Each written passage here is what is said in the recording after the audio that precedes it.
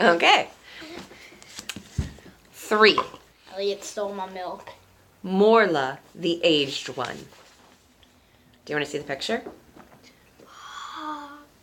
It's a turtle. Guys, I never stole your milk. Yes, you did. Okay, enough. I did not steal. Enough! Chiron, the old black centaur, sank back on his bed of furs as Artax's hoofbeats were dying away. After so much exertion, he was at the end of his strength.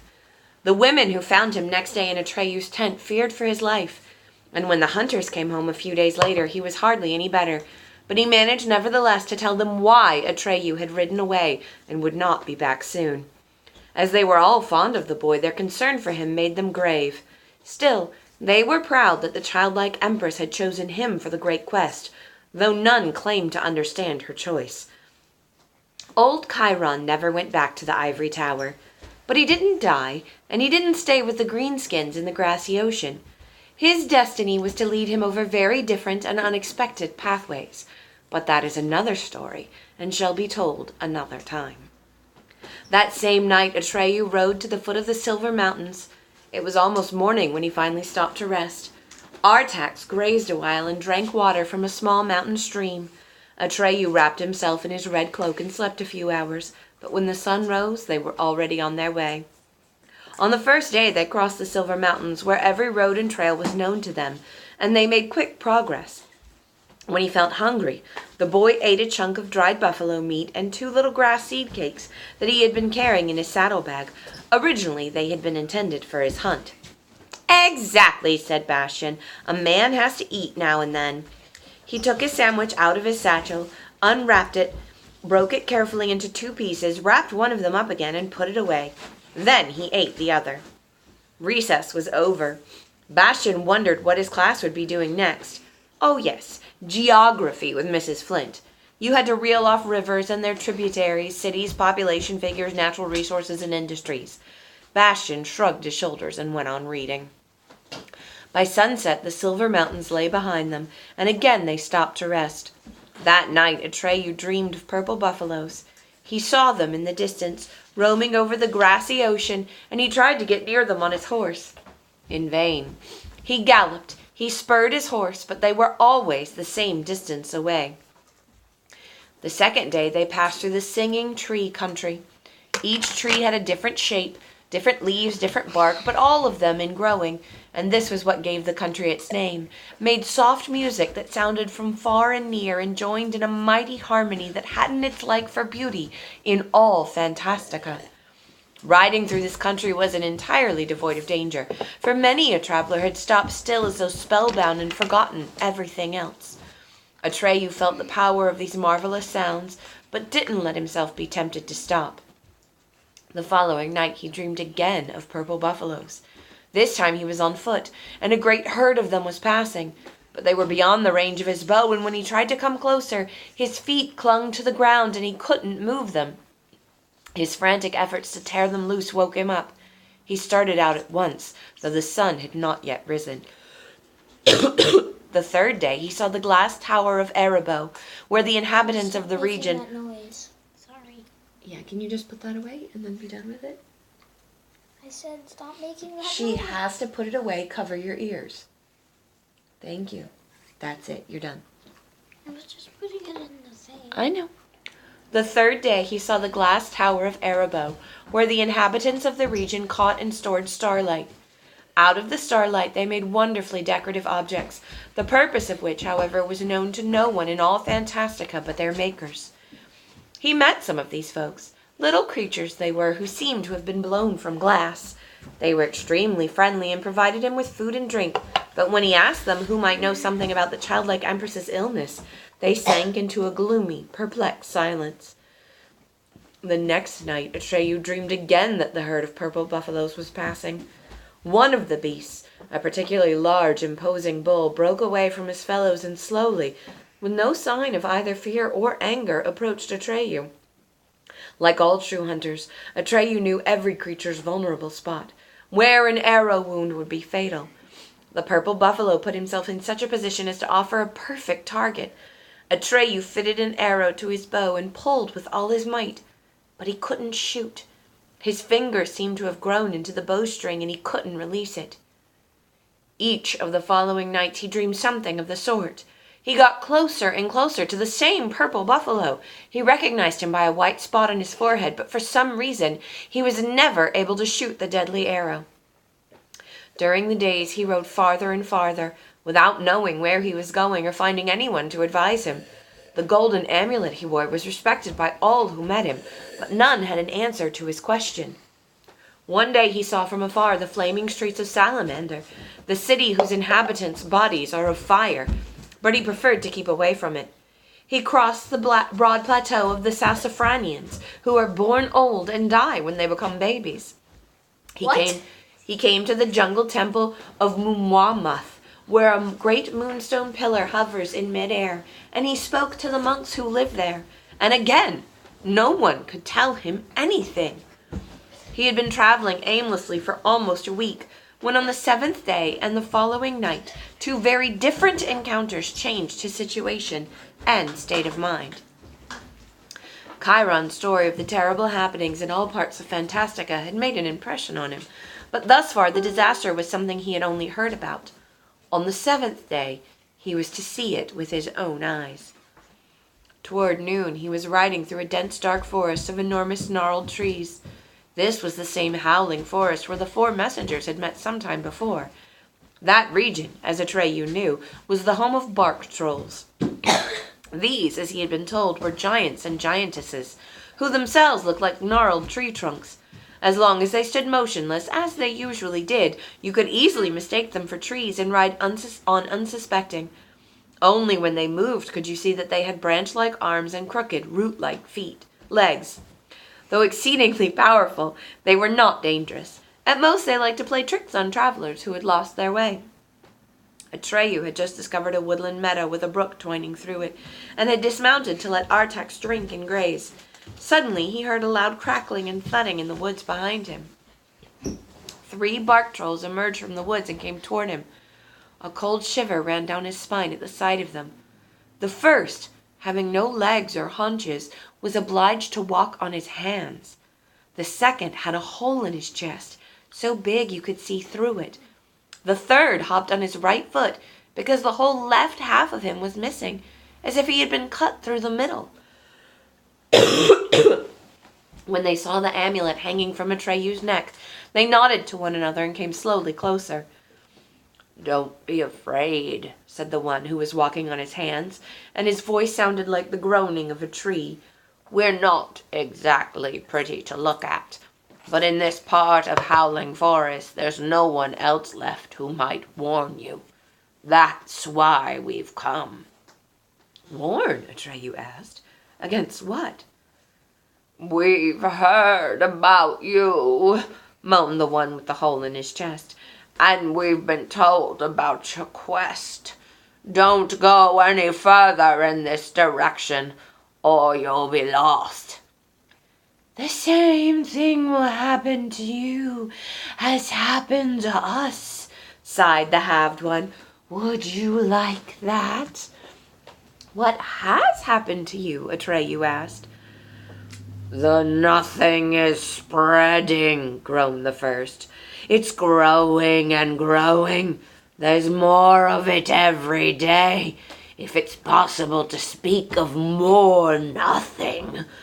All the others fled from Howling Forest in time, but we didn't want to leave our home. The nothing caught us in our sleep, and this is what it did to us." "Is it very painful?" Atreyu asked. "No," said the second bark troll, the one with the hole in his chest. "You don't feel a thing. There's just something missing, and once it gets hold of you, something more is missing every day. Soon there won't be anything left of us." "In what part of the woods did it begin?" Atreyu asked. "Would you like to see it?" The third troll, who was only half a troll, turned to his fellow sufferers with a questioning look. When they nodded, he said, "We'll take you to a place where there's a good view of it.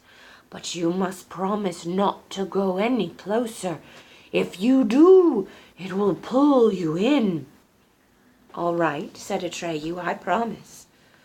The three turned about and made for the edge of the forest. Leading Artax by the bridle, Atreyu followed them. For a while they went this way and that way between enormous trees. Then finally they stopped at the foot of a giant tree so big that 5 grown men holding hands could scarcely have girdled it. "Climb as high as you can," said the legless troll, "and look in the direction of the sunrise. Then you'll see, or rather, not see it."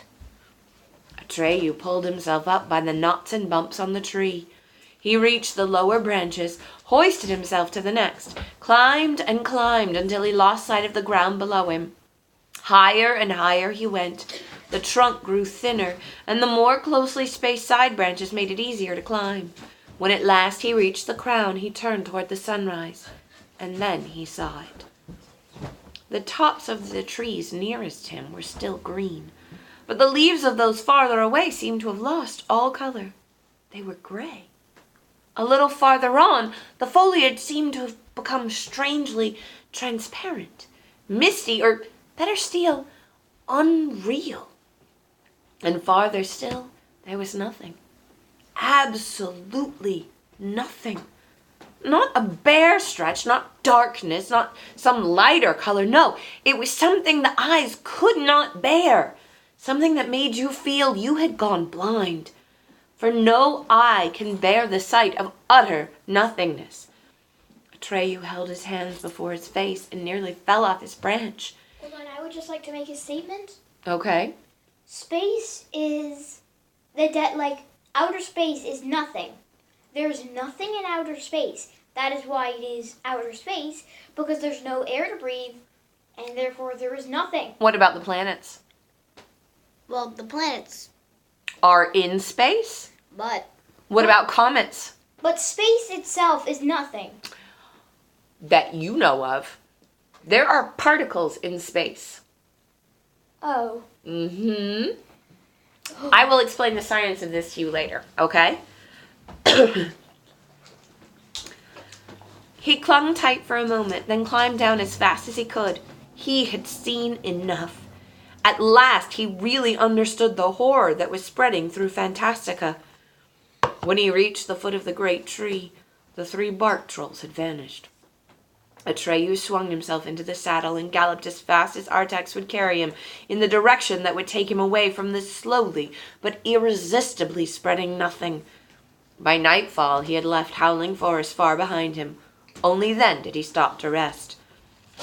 That night, a second encounter, which was to give his great quest a new direction, awaited him. He dreamed, much more distinctly than before, of the purple buffalo he had wanted to kill. This time Atreyu was without his bow and arrow. He felt very, very small, and the buffalo's face filled the whole sky. And the face spoke to him. He couldn't understand every word, but this is the gist of what it said. "If you had killed me, you would be a hunter now. But because you let me live, I can help you, Atreyu. Listen to me. There is, in Fantastica, a being older than all other beings. In the north, far, far from here, lie the swamps of sadness. In the middle of those swamps there is a mountain. Tortoiseshell Mountain it's called. There lives Morla, the Aged One. Go and see Morla, the Aged One."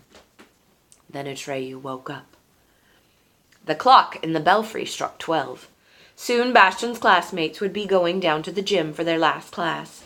Today they'd probably be playing with a big heavy medicine ball which Bastian handled so awkwardly that neither of the 2 teams ever wanted him. And sometimes they played with a small hard rubber ball that hurt terribly when it hit you. Bastian was an easy mark and was always getting hit full force. Or perhaps they'd be climbing rope, an exercise that Bastian especially detested. Most of the others would be all the way to the top, while he, with his face as red as a beet, would be dangling like a sack of flour at the very bottom of the rope, unable to climb as much as a foot. They'd all be laughing their heads off. And Mr. Menge, the gym teacher, had a special stock of jibes just for Bastian. Bastian would have given a good deal to be like Atreyu. He'd have shown them. He heaved a deep sigh. Atreyu rode northward, ever northward. He allowed himself and his little horse only the most necessary stops for sleep and food. He rode by day and he rode by night, in the scorching sun and the pelting rain. He looked neither to the left nor the right, and asked no more questions. The farther northward he went, the darker it grew. An unchanging leaden-gray twilight filled the days. At night the northern lights played across the sky. One morning, when time seemed to be standing still in the murky light, he looked out from a hilltop and finally glimpsed the swamps of sadness. Clouds of mist drifted over them.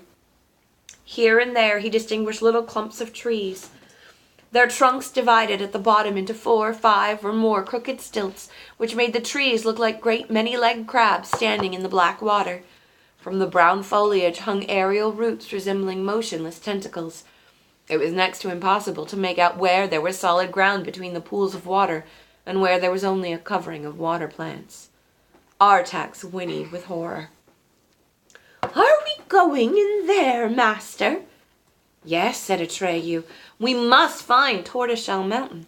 It's at the center of those swamps." He urged Artax on, and Artax obeyed.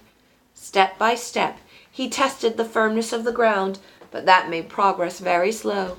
At length, Atreyu dismounted and led Artax by the bridle. Several times the horse sank in, but managed to pull himself loose. But the farther they went into the swamps of sadness, the more sluggish became his movements. He let his head droop and barely dragged himself forward. "Artax," said Atreyu, "what's the matter?" I don't know, master.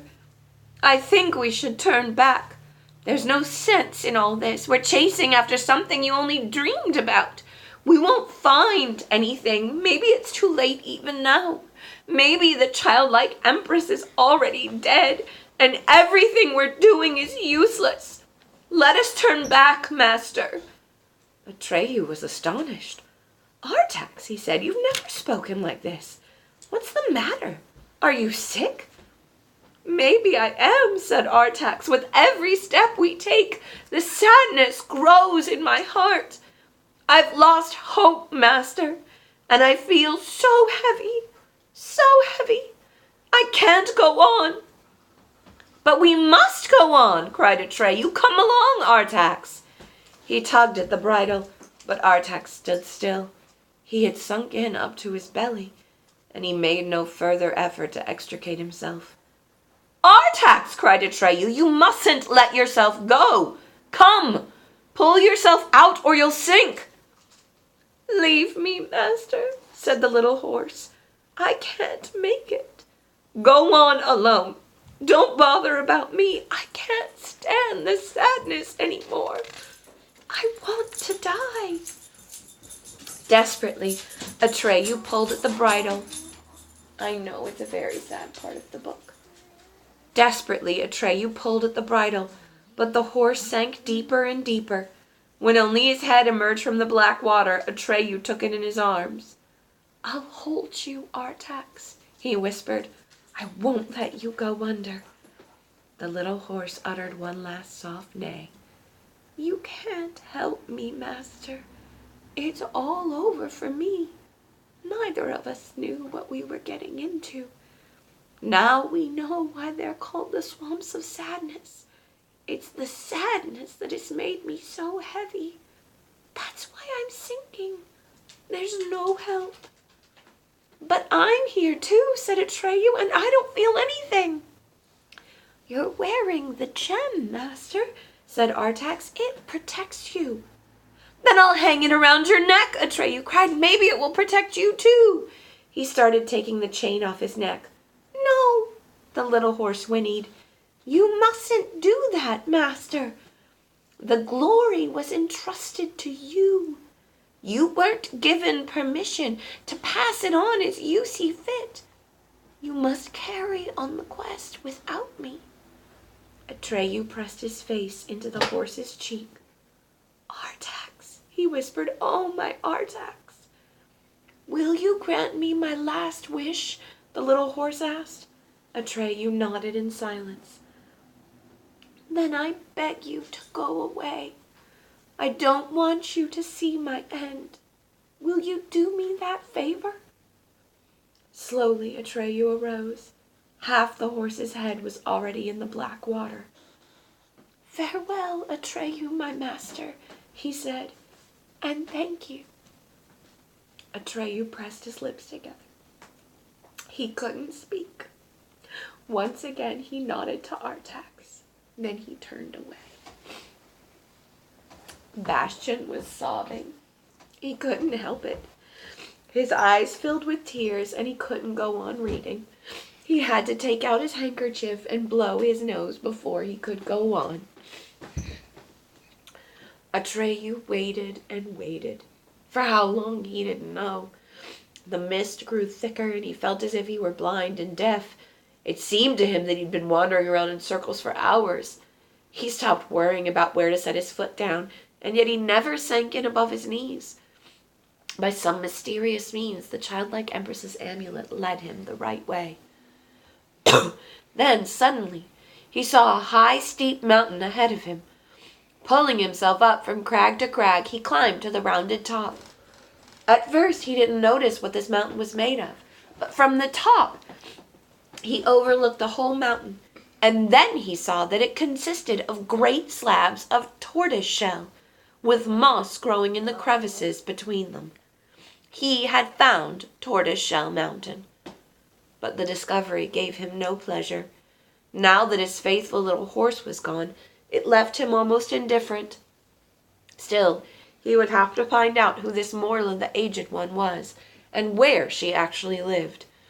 While he was mulling it over, he felt a slight tremor shaking the mountain. Then he heard a hideous wheezing and lip-smacking, and a voice that seemed to issue from the innermost bowels of the earth. You're pulling on my neck, honey. "Sakes alive, old woman! Somebody's crawling around on us!" In hurrying to the edge of the ridge where the sounds had come from, Atreyu had slipped on a bed of moss. Since there was nothing for him to hold on to, he slid faster and faster.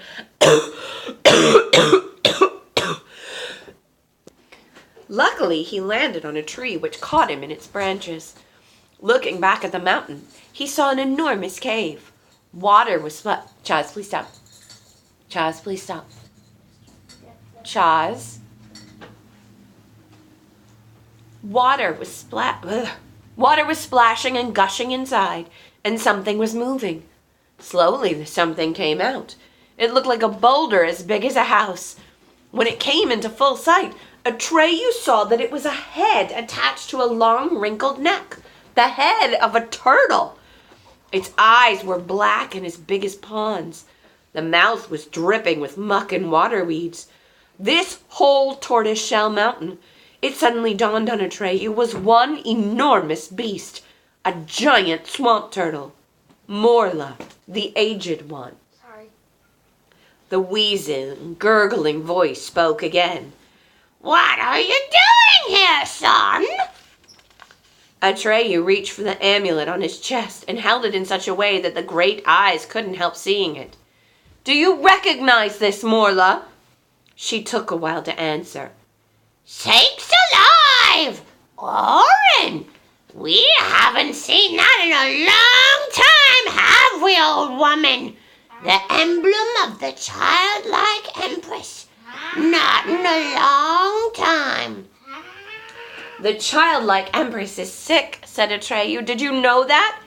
"It's all the same to us, isn't it, old woman?" Morla replied. She seemed to be talking to herself, perhaps because she had had no one else to talk to for heaven knows how long. "If we don't save her, she'll die," Atreyu cried out. "The nothing is spreading everywhere.